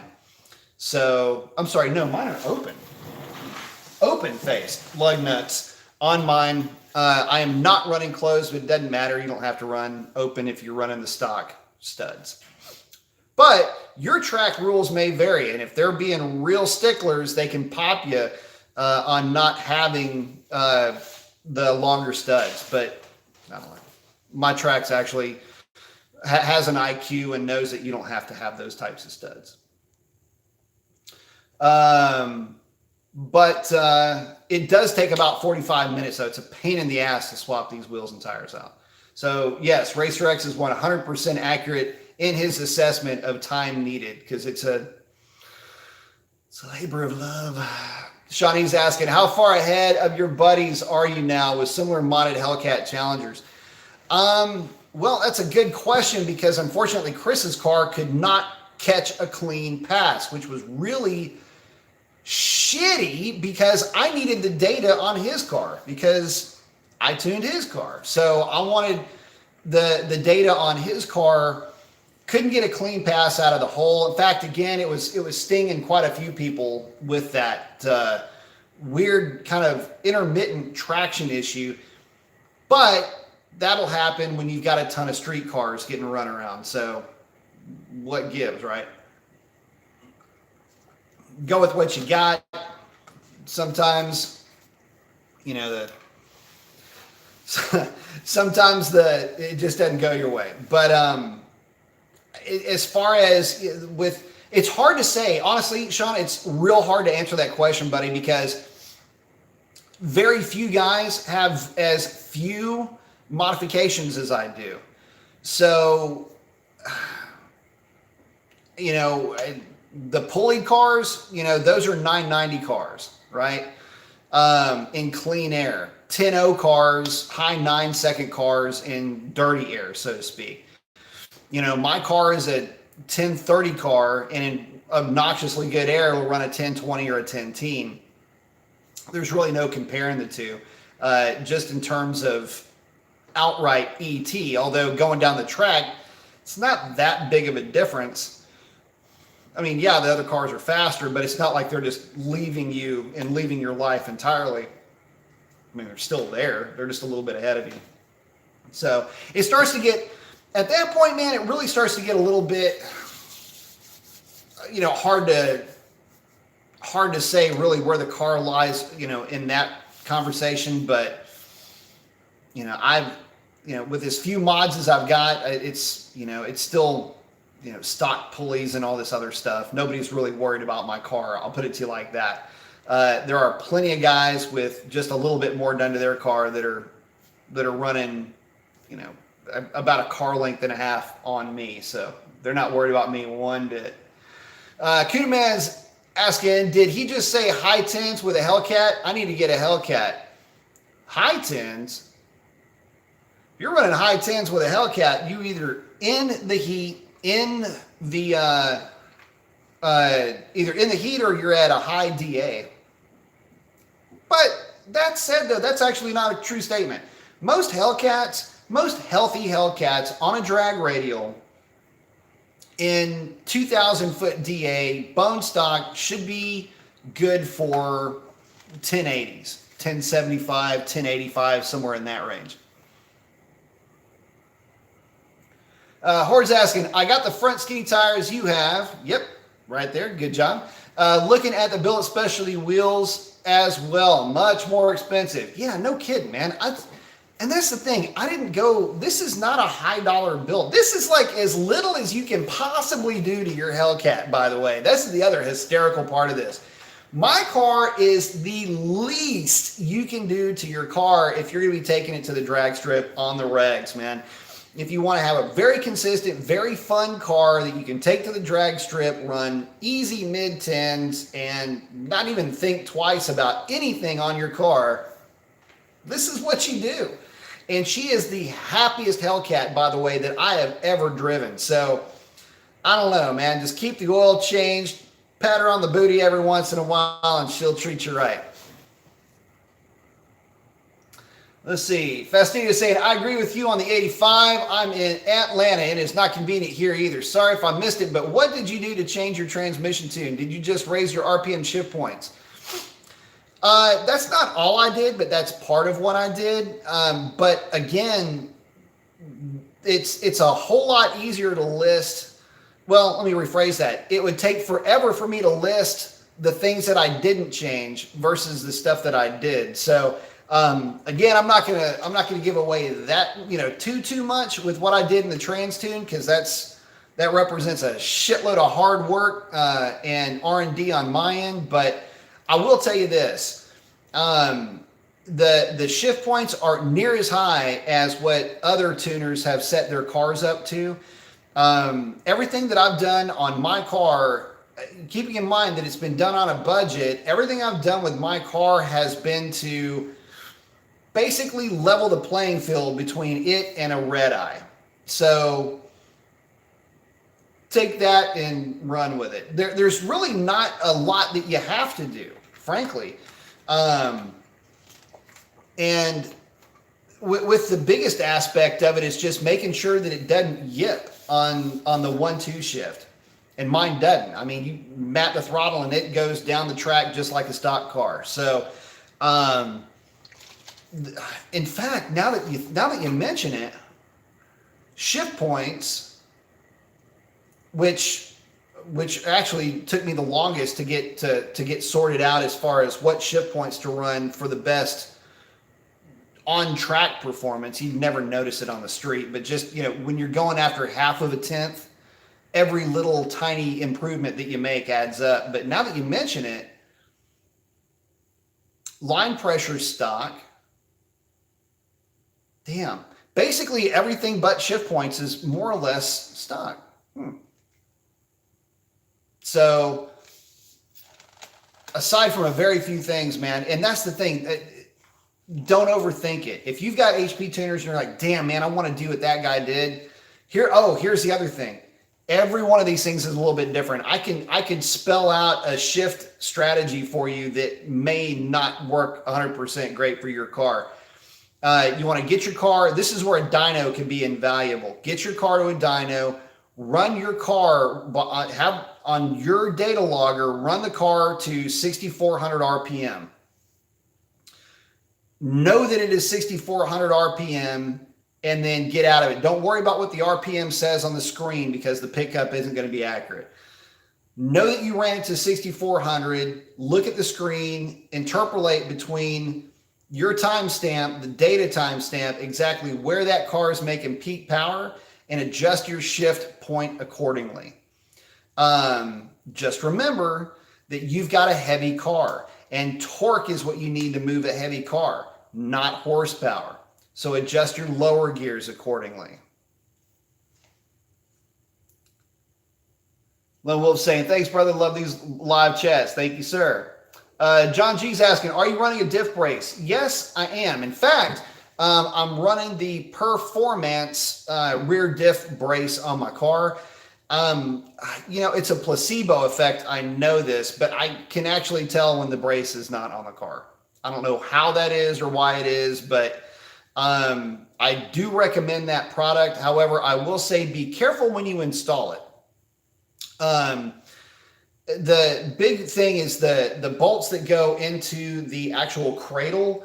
The idea isn't to torque those down. The idea is just to, like, if this is the cradle and this is that brace, the idea is just to seat the brace up against the cradle, or actually there's a pad there. The idea, but pretend like there's not, just for sake of argument here. The idea is just to have it set against it, not to try to torque it up and do all that. You end up kind of distorting the diff a little bit when you do that. You can cause some problems. Only take the diff up to the brace and just let it touch. Make sure you use thread locker, and because you're going to want to lock that whole assembly in place once you do that. But what you don't want to have happen is you don't want to put preload on your diff. But yes, I am running the Performance diff brace. Let's see. Sean saying, bottom line, who's outrunning your times with the same mods? No one. You have an above average Hellcat at the fastest track in the country. The standard you have set is unbelievable or unbeatable. Yeah, it's tough, man. Listen, I'm on an unbelievable track, one of the fastest in the U.S. I'm at an unbelievable density altitude, and I caught Mother Nature in a very generous mood. So, you know, there's that. I mean, there's no credit to me in this, by the way. It's a combination of great track prep, great density altitude, and it just happened to fall on a night where we can take the cars to the drag strip. So cheers to Mother Nature. And good on Houston Raceway Park for staying on top of track prep. Let's see. Jeffrey saying, you need to get to Cecil County Dragway in Maryland and we will see things go. See the thing go at 10 or 999, track opening in March, crazy negative DA. The thought has crossed my mind, man. If I could get time away in my schedule to drag this thing to Cecil, I would probably do it, only to take advantage of the air and the DA and that Cecil mod that happens to exist out there. So yeah, I know what you mean. Trust me. And if I do have the record, then I'm pretty sure it'll fall, but I'm pretty sure that it's going to take a lot more than just good DA to beat that time. But we shall see.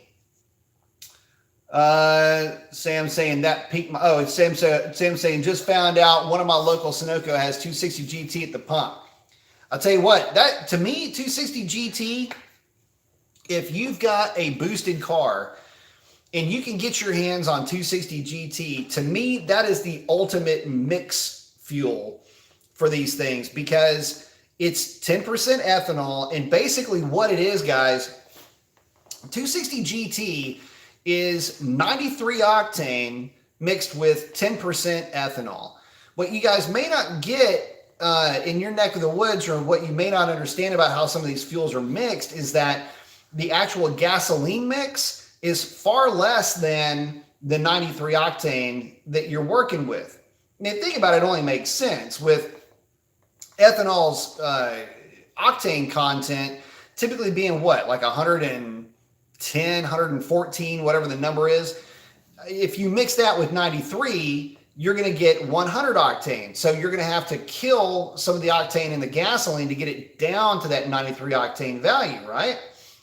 Well, when you think of it that way, you go, oh shit, okay, well, if my ethanol comes out of suspension, if the car sits for any real length of time, now the gasoline that I was going to run, well, first of all, it's going to be nothing but ethanol, and that's going to have water in it. Things not going to want to run right. Once you cook that out of it, now you're dealing with a far lower octane rating. Typically, I think for 93, I think it's cut with 87. So, yeah, there's that to consider. But anyway, some gas stations are different, and that's when you test your gasoline, you'll typically find that most of the fuel is not E10, it's really E95. I'm sorry, E5. In other words, 5% ethanol, 95% gasoline. In that respect, the gasoline part of that is going to be a little bit better quality. But word to the wise, there's some stuff with fuel mixes. Anyway, I got way off topic there. 260 GT, I like it as a mixed fuel because it's 10% ethanol. It looks like gasoline, basically. And because it looks like gasoline, what I'm talking about, it looks like gasoline. Stoichiometric values are the same, more or less, between that fuel and your normal 93 octane fuel. So computers like it. There's not a lot of switching around or trying to get figured out. There's not any extra ethanol. It's not really overly oxygenated. It's just a good, stable-ish fuel that the cars like. So something to consider. Just don't overmix it because you don't need to. I see you saying, gotcha. Thank you for the info, brother. Enjoy the live chats. Thank you very much. Damn, hard relations. Dude, thank you very much. I don't know what to say, brother. Thank you. Thank you very much. He's saying, thank you for all the info you shared over the years. You're the best, bro. No, thank you for being part of my show. You guys make it the best. You guys are the reasons why I'm here, man. I appreciate you supporting the channel that heavily, brother. Thank you very much. Very humbling, brother. Thank you very much. I can't tell you how much I appreciate that. Thank you, sir. Damn. Appreciate that. Don't know what else to say. But I appreciate that. And look, man, I love it. I love chatting with you guys. It's a lot of fun for me. And any information I can get you, if I can, steer you in the right direction, save you some money, give you a different way to look at things, make your night at the drag strip happier, or just in general out hooning more fun. That's what I'm here for. So I appreciate the support, man. I really do. Shawnee is asking, let's go to Fantasy Island. What would your car have run last night with a locked computer and a 309 gear on a drag pack? Probably some kind of a locked computer record. Probably would have been.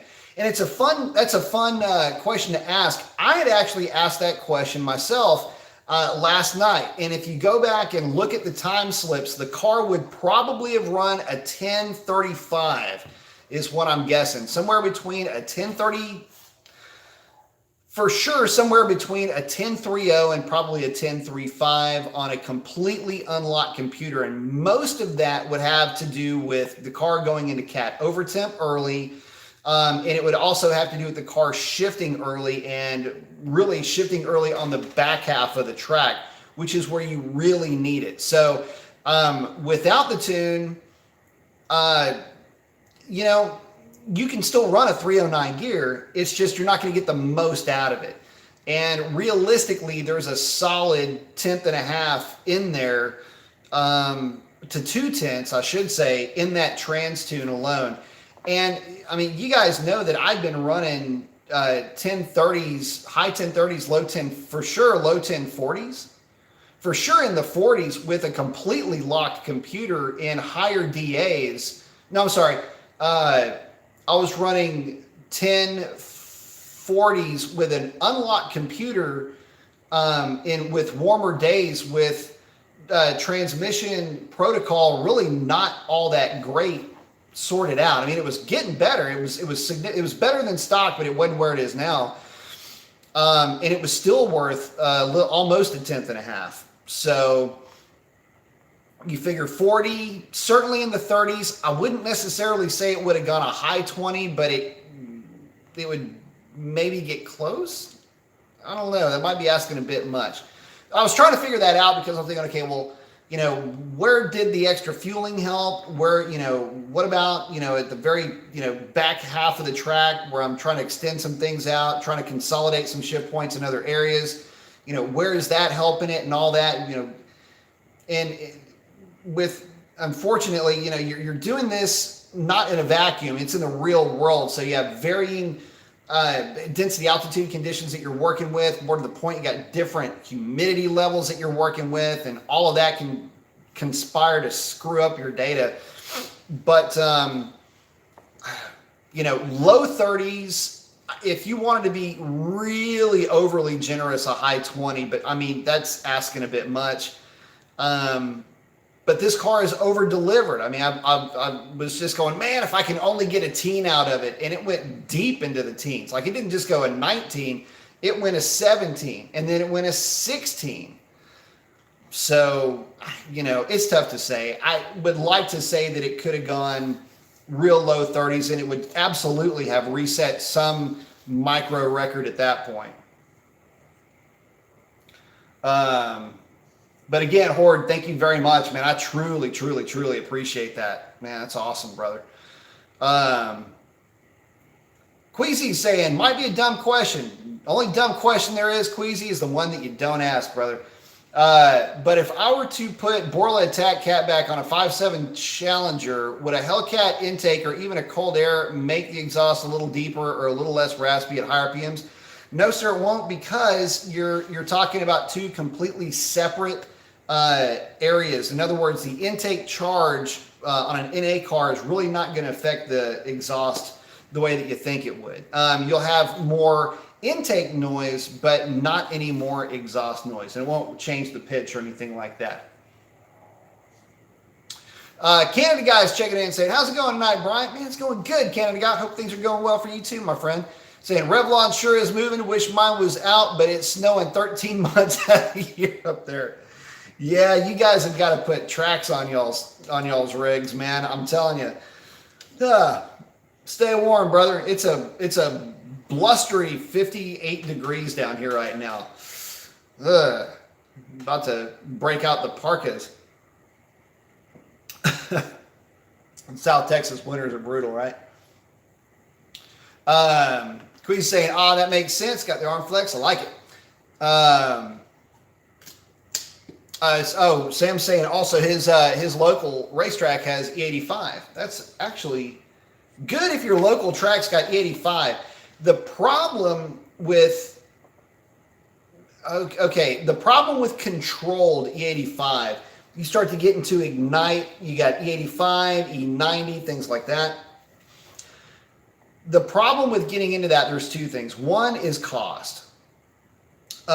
You can try to spin it however you want, but $8, $9, $10 a gallon for a liquid that is more or less 85 to 90% alcohol is ridiculous. But it is what it is. All right. So, a controlled fuel though is going to really ramp up the cost of your night at the drag strip. And you've got to be dedicated at that point. And again, brings me to my point about what fuel I run or fuel mixes or anything like that. Man, look, I'm out there to have fun. If I'm chasing a number, I'm chasing density altitude at that point. I'm trying to come up with this perfect fuel mix and everything else. I've already been there. I've done it. I got a lot of data on my car. I've got a lot of data on customers' cars. I've got a lot of data on the Demon. I got a lot of data on the Reda. I got a lot of data on the Hellcat. Ton of data on the SRT 392. Got a ton of data on the 5.7 stuff.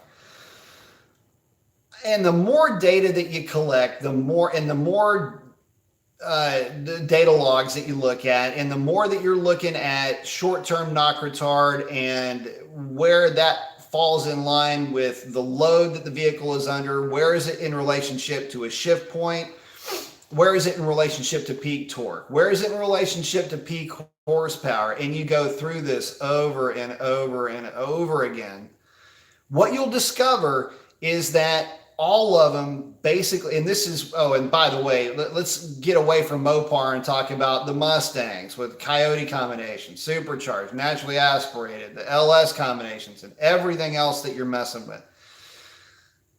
The overlying normal, or the control portion about all of that has nothing to do with boost, has more to do with vehicle weight and the amount of power that the thing is making. But none of them that are street compression. In other words, somewhere between 11.5 to 1 and the normal boosted stuff, like 9.5 to 1, whatever.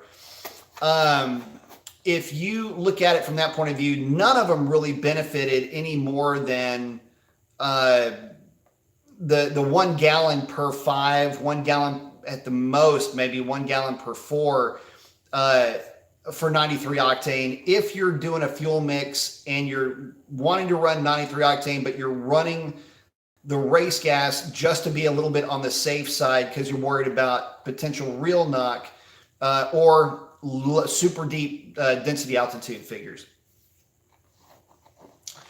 But then you get into tuning for the race gas specifically. And then I get guys that have asked me, what's the best fuel to tune for race gas specifically? The problem with that is, how do you answer that question? I mean, the first answer that I have is pick whatever race gas is local to you. Do you want to go through the expense of an E85 conversion, or do you have access to 260 GT, 260 GT plus, MS 109? Do you have access to what you're planning to do with this thing?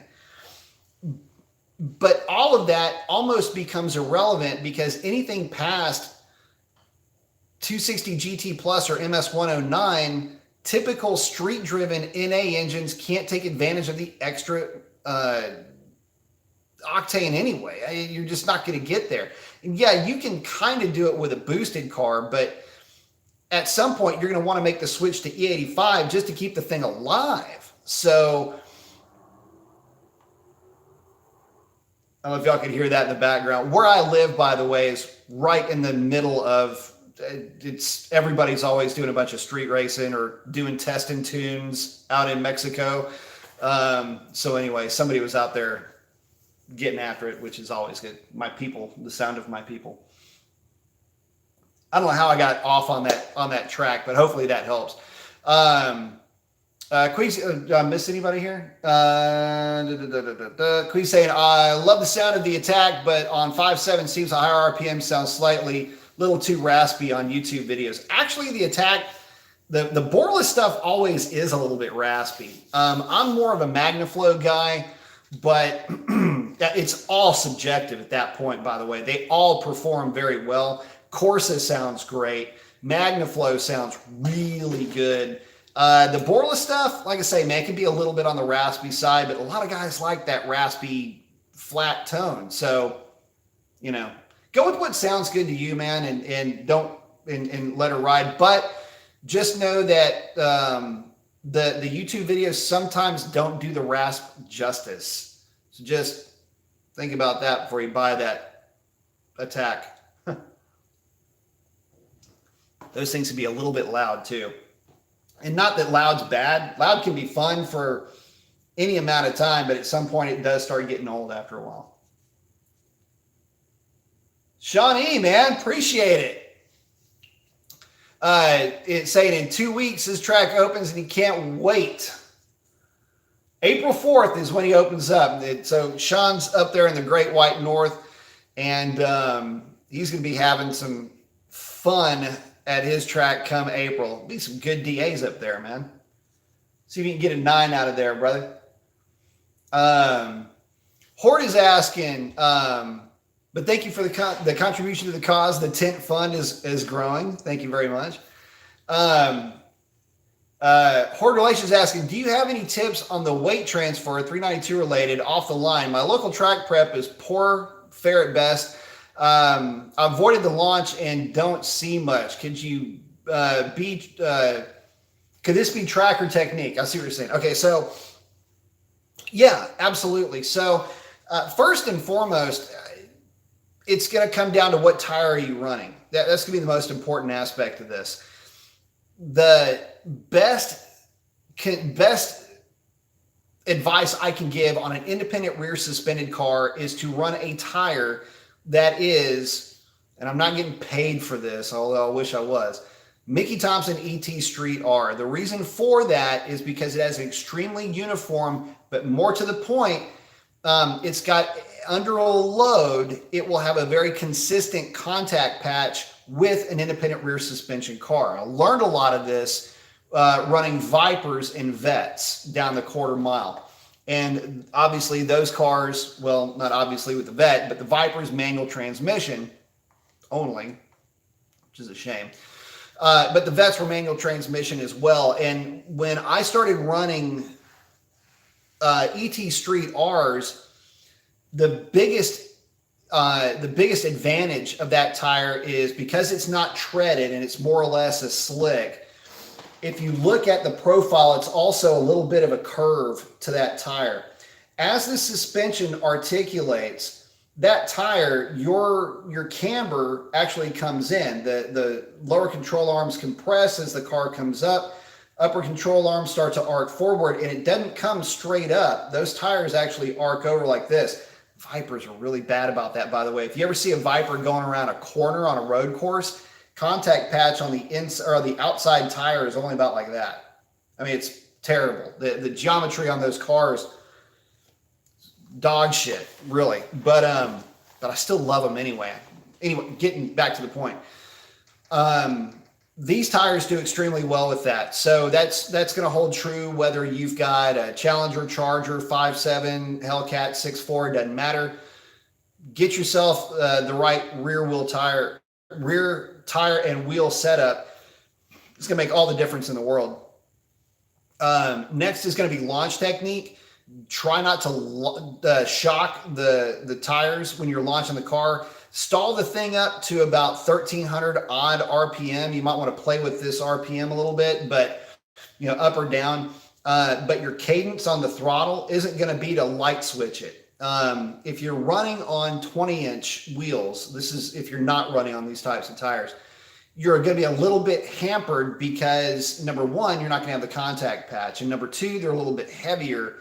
But because that's not going to keep them from lighting up because of number three, which is the fact that they don't have the sidewall compliance that these do at whatever pressure you're running them at. So your cadence on that throttle isn't going to be to light switch it. Your cadence on that throttle is a walking pace. So you're going to be steady with it and you're just going to go just like that. I want you to, best way I can teach you to practice this is to go for a walk. Just that walking, as you're walking, the way your feet just kind of go, you're just walking around, that it's a 1,000. That's your time to go from your foot loaded, the car with the car loaded, 1,000, and just practice that. You're sitting at your desk, 1,000, just with your foot.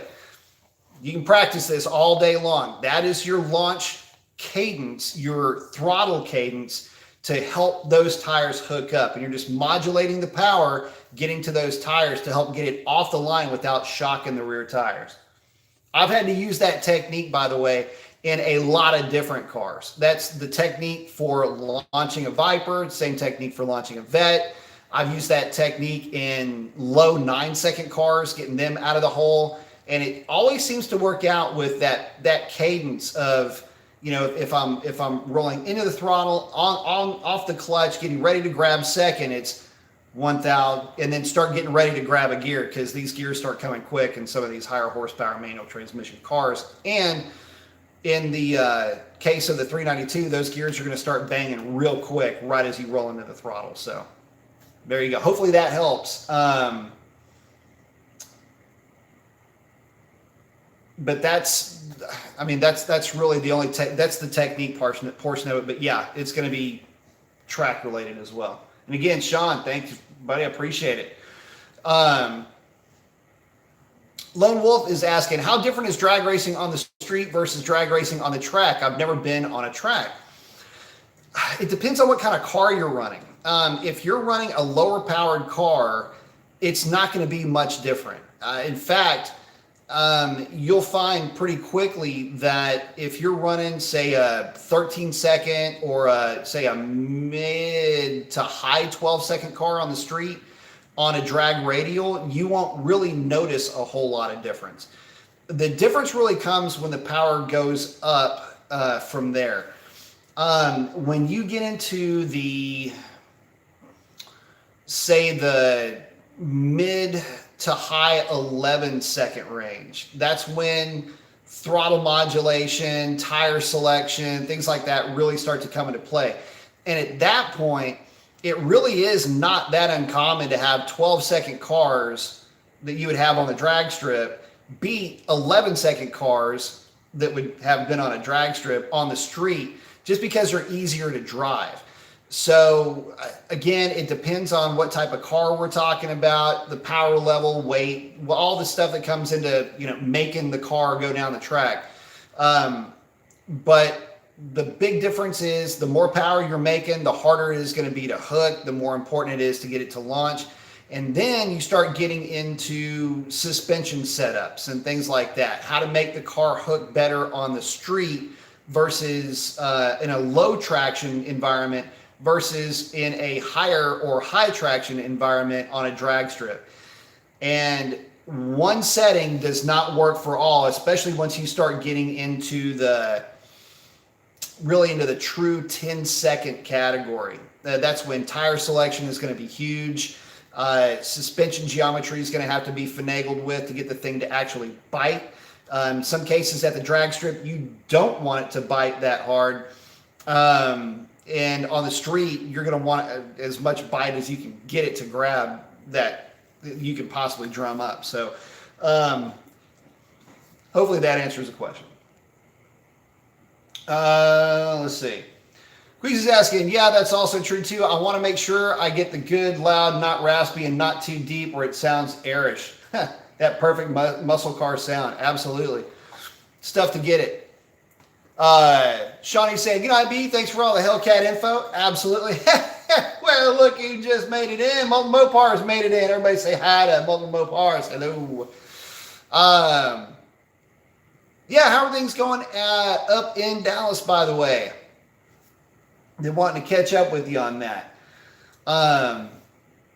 Horde Relations says, I'm using the empty ET Street R's on 18-inch rims, Bravadas. I think I'm shocking it. I'll definitely give it some practice. Thanks, brother. Absolutely. Oh, damn. Molten Mopar saying, Gremlin's got us. I'll call you tomorrow. Yeah, call me, man. Shoot. Let me know how it's going, brother. Yeah, I'll be looking forward to that, my friend. So if you're using, hey, Horde, if you're using MTT Street R's on 18s on the Bravadas, and if you think you're shocking them, do this. Check your air pressure before you do anything else. Air pressure is critical with ET Street R's. Where a lot of guys get those tires wrong is they air them up, or should I say air them down the way that you would air up / air down a normal bias ply ET Street. It's not that tire. That's you may be misthinking about it. Do not run, let me rephrase this. Try running that tire at 24 to 25 PSI. That will probably serve to solve a lot of the issues that you've got with it. Start out at that pressure and try to see what you can do with it with that same cadence down to about 22 PSI. Those are the pressures that I've run, and my car will dead hook with those pressures the way that my car sits right now. So give it a whirl, see if that helps you. Definitely practice though, and use it more as some guidelines on that pressure. But it would blow your mind how high of pressure I actually have running those tires on accident. And the car had dead hooked. And when other guys had aired them down to like 15, 16, or 18 PSI. What I've discovered with that tire is that they don't like pressures that are that low unless you're running a bunch of power through them. So again, just my experience with that tire. And yeah, Mopars, call me tomorrow, man. Let me know what happened. Oh, Horde saying he's running 20. Typically, yeah, you have to bring that up. Usually run 25 to the track and air down when I'm there. Don't air them down when you get there. If you're at 25, check them to make sure they haven't gone to 27 when you get there. But yeah, you're going to want to be around 24 once the tires stabilize. And that's what I like to run mine at. Well, guys, we are coming up on 2 hours. I'm going to jump off of here. I want to thank everybody for hanging out with me tonight. I really do appreciate it. I hope that if anybody had any questions or concerns about the numbers that I had run, hopefully I answered some of those questions and quelled some of the concerns. Looking forward to bringing you guys even more. Hopefully we get some good air again and we can get this thing out there and have a little bit of fun with it again. I don't know if we'll be able to beat the 1016. I say 12s earlier. Anyway, old habits die hard. Anyway, don't know if we're going to be able to beat that 1016, but it'll be fun playing with it in the meantime.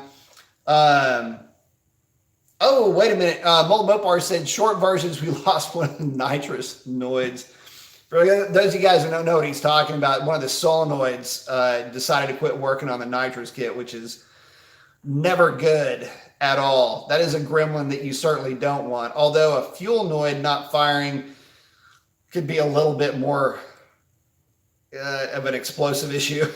At least not explosive. If not explosive, then certainly a meltdown. But damn, well, call me tomorrow, brother. Let me know what happened. But I'm going to get out of here on that.